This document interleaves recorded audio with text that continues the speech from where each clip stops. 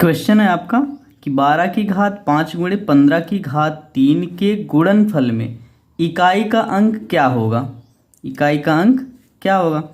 तो 12 की घात 5 गुणे 15 की घात 3, इसका गुणनफल जो आएगा उसमें हमें इकाई का अंक पता करना। तो ऐसे गुणा करने में तो बहुत ज़्यादा देर हो जाएगी। तो इसका सिंपल सा ट्रिक है कि इसका इकाई का अंक ले लो, जितनी घात लगी उतनी बार गुणा कर दो। तो 2 गुणे 2 गुणे 2 गुणे 2 गुणे 2, 5 की घात लगी है, इकाई का अंक लेके 5 बार गुणा कर दिए। कितना आया, 2 दूना 4, दूना 8, दूना 16, दूनी 32, 32। अब इसका इकाई का अंक ले लीजिए, गुणे ये 5 का है, 5 का इकाई 15 है, 15 का इकाई अंक 5 है, इसका गुणा 3 बार कर दीजिए। 5 गुणे 5 गुणे 5, 5 पचम 25 पंचे 125। इसका इकाई अंक ले लीजिए, इसका और इसका इकाई अंक लेने के बाद गुणा कर दीजिए। 2 गुणे 5, 2 पंचे 10। तो इसके गुणनफल में जो आएगा उसका इकाई अंक कितना होगा, 0 होगा। उसका इकाई अंक 0 होगा। आपको उसमें दिखेगा भी, स्क्रीन पर अभी आपको दिखेगा भी ये कैलकुलेटर में। जब आप कैलकुलेटर करोगे तो 12 गुणे 12 गुणे 12 गुणे 12 कितना, 5 बार गुणा, 2 2 4 1 5 गुणे 12 गुणे 15 गुणे 15 गुणे 15।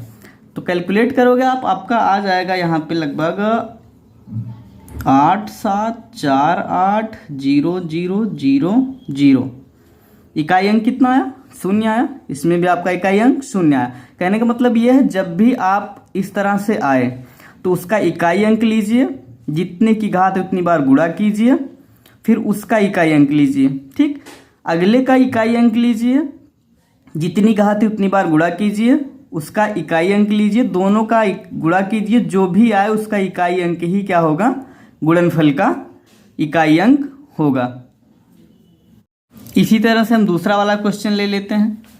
दूसरा वाला क्वेश्चन लेते हैं, देखिए उसमें ये काम करता है कि नहीं करता।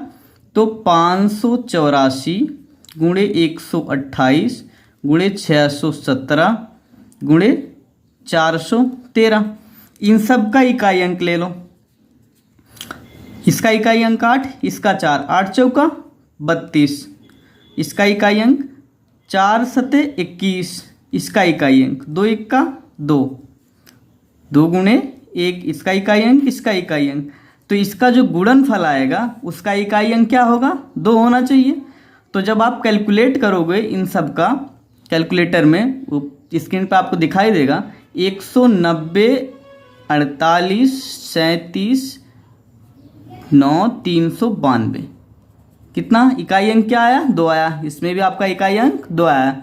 इसी तरह से जितना भी बड़ा आपका सवाल हो, बस उसका इकाई अंक लीजिए, उसका गुणा कीजिए। अगर घात हो तो घात का इस तरह से, जितनी घात हो उसका इकाई अंक लेके उतनी बार गुणा, फिर दूसरे वाले की जितनी घात हो उसका इकाई अंक लेके उतनी बार गुणा, फिर उसके इकाई में इकाई का गुणा कर दीजिए। जो भी आएगा वो क्या होगा, गुणनफल का इकाई अंक होगा।